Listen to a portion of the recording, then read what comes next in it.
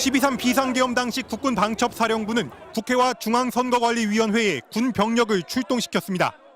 이재명, 우원식, 한동훈 등 정치인을 체포하고 선관위 서버를 빼돌리려는 목적이었습니다. 방첩사를 지휘한 여인형 전 사령관은 윤석열 전 대통령의 충암고 후배로 계엄 선포 전부터 내란에 함께 모의했다는 의혹을 받아왔습니다.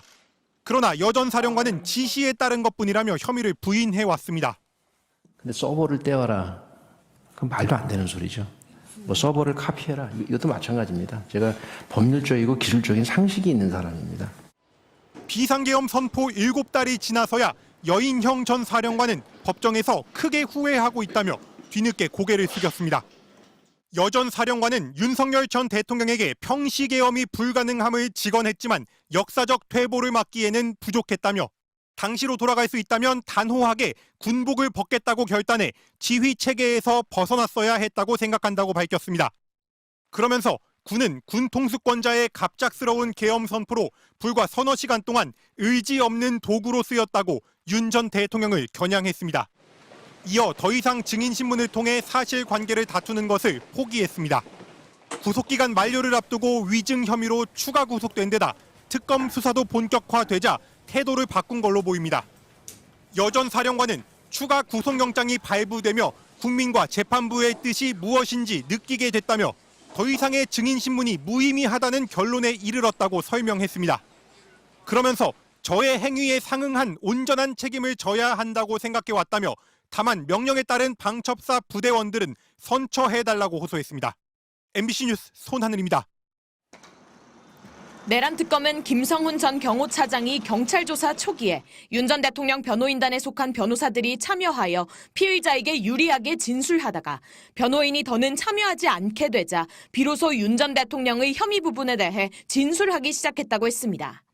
반면 강의구 전 대통령실 부속실장에 대해선 강 전 실장이 최근 기존 검찰 진술을 번복하고 새로운 진술을 하기 시작했는데 그 과정에서 피의자 변호인이 강의구 조사에 원포인트로 입회해 답변을 유도하고 검사 질문을 중단시키는 행위를 반복했다고 적었습니다.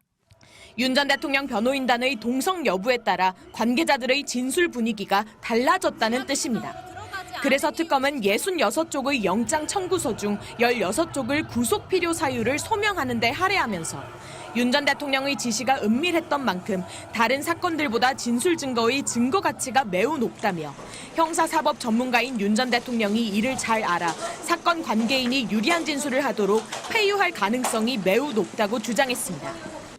기재된 항목은 국무위원의 심의를 방해한 혐의, 사후 선포문 관련 허위 공문서 작성 혐의, 체포영장 집행 방해 혐의 등이었지만 실질적인 내용은 모두 12.3 내란 사태와 연결돼 있었습니다.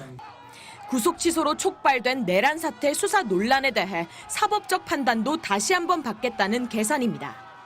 이에 대해 윤 전 대통령 측은 관련자 진술에 의하더라도 범죄 성립이 되지 않는다며 법원에서 특검이 무리하게 구속영장을 청구했다는 점을 소명하겠다고 밝혔습니다. 윤 전 대통령의 두 번째 구속 여부를 가르는 영장실질심사는 오는 수요일 오후 2시 15분 서울중앙지법에서 열립니다. 지난해 서울 서부지법에서의 영장실질 심사 때처럼 이번에도 윤 전 대통령이 직접 법정에 나오는 것으로 알려졌습니다. 한편 윤 전 대통령 구속영장 청구서가 여과 없이 외부로 유출된 것을 두고 특검은 수사 장애를 초래하는 개인정보 유출에 대해 형사처벌 절차에 들어갈 예정이라고 덧붙였습니다. MBC 뉴스 구나연입니다. 내란 특검은 현판식도 하지 않고 속전속결로 수사를 개시했습니다.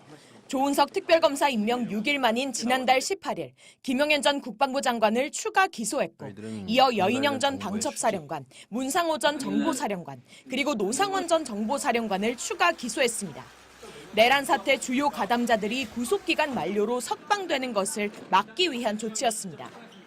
윤 전 대통령에 대해서는 출석 요구 없이 곧바로 체포영장을 청구하는 초강수를 뒀습니다. 이미 경찰 출석 요구에 3차례 불응한 만큼 이첩받은 사건의 연속성을 고려할 때 이미 체포 사유가 충분하다는 이유였습니다.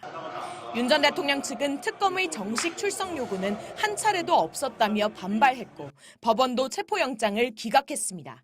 하지만 특검은 곧장 출석일을 통보하며 수사 개시 열흘 만에 윤 전 대통령을 공개 소환하는 데 성공했습니다. 2차 조사를 두고 윤 전 대통령 측이 수차례 기일 변경을 요구하며 버티기 전략을 구사할 때에도 이렇게 생긴 일주일의 시간 동안 한덕수 전 국무총리, 강의구 전 대통령실 부속실장, 김주현 전 민정수석, 박종준 전 경호처장과 김성훈 전 차장까지 윤 전 대통령의 혐의를 입증할 관련자들을 줄줄이 불러 조사했습니다. 영장으로 확보할 수 있는 구속기간 20일 안에 특검이 윤 전 대통령을 추가 기소하면 구속기간은 최대 6개월까지 늘어납니다. 사실상 수사기간 내내 특검이 윤 전 대통령의 신병을 확보해둘 수 있다는 뜻입니다. 김 전 장관과 노 전 사령관의 구속기간도 연장돼 아직 조사가 더딘 외환 혐의 실체 규명에 집중할 수 있는 여건이 만들어졌습니다.